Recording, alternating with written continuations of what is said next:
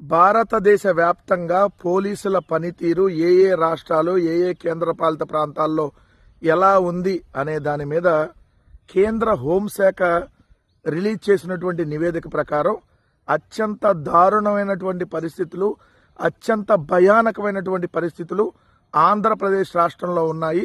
భారతదేశ వ్యాప్తంగా కేంద్రపాలిత ప్రాంతాలు మరియు రాష్ట్రాలు అన్నీ చూసుకుంటే అట్టడుగు స్థాయిలో ఇక్కడ శాంతి భద్రతలు ఉన్నాయి.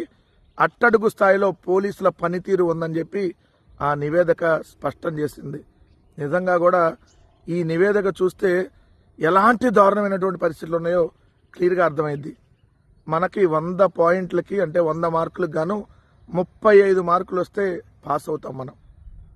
ఆంధ్రప్రదేశ్ రాష్ట్రంలో 35లో సగం వచ్చినాయి, అంటే 16 మార్కులు. అంటే పాస్ కూడా కాల, పాస్ కంటే సగం. ఇంకా ఇంతకంటే దరిద్రమైనటువంటి పరిస్థితులు ఎక్కడా ఉండదు. కానీ ఈరోజు పోలీసులకు సంబంధించి ఈ హోంశాఖ మంత్రిగా ఉన్నటువంటి వంగలపూడి అనిత గారు కానీ, ఈ శాంతి భద్రతలను పర్యవేక్షించేటటువంటి ముఖ్యమంత్రి చంద్రబాబు నాయుడు గారు కానీ ఎలాంటి పరిస్థితుల్లోకి ఈ రాష్ట్రాన్ని తీసుకెళ్లారనంటే, రెడ్ బుక్ పాలన ఎలా నడుస్తూ ఉంది, ఈ రాష్ట్రంలో రాజకీయ పోలీసు సెటిల్మెంట్లు ఎలా నడుస్తూ ఉన్నాయి అనడానికి అట్టడుగు స్థానంలో 36వ స్థానంలో మనం ఉండటమే దానికి నిదర్శనం.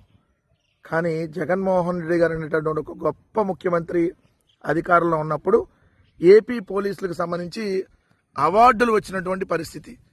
స్కాచ్ అవార్డులు వచ్చినాయి ప్రతిష్టాత్మక.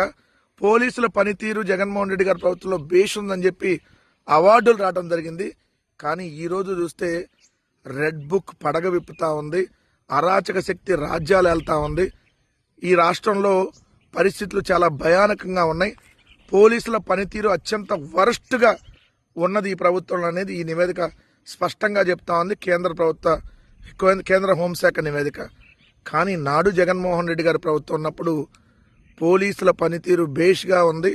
ప్రజలకు అండగా పోలీసులు నిలబడ్డారు, బాధితుల పక్షాన పోలీసులు నిలబడ్డారనేది నాడు నివేదికల్లో వస్తే, నేడు బాధితుల మీదే ఆల్రెడీ కేసులు పెట్టి వేధిస్తూ ఉన్నారు. రెడ్ బుక్ రాజ్యాంగానికి ఈరోజు రాష్ట్ర ప్రజలందరూ బలవుతా ఉన్నారని చెప్పి స్పష్టంగా ఈ నివేదిక తెలియజేయడం జరిగింది.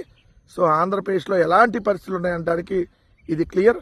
అట్టడుగు స్థాయిలో పోలీసు వ్యవస్థ, రాజకీయ ఒత్తిళ్లు, అదేవిధంగా ఏదైతే రెడ్ బుక్ రాజ్యాంగాన్ని అమలు చేయటం, హైకోర్టు సుప్రీంకోర్టు అనేక సార్లు మొట్టికాయలు వేసిన బిఎన్ఎస్ అండ్ బిఎన్ఎస్ఎస్ ఈ సెక్షన్లని ఇక్కడ ఇంప్లిమెంట్ చేసే దాంట్లో రాజకీయ కక్షకు ఉపయోగిస్తున్నారని చెప్పి స్పష్టం.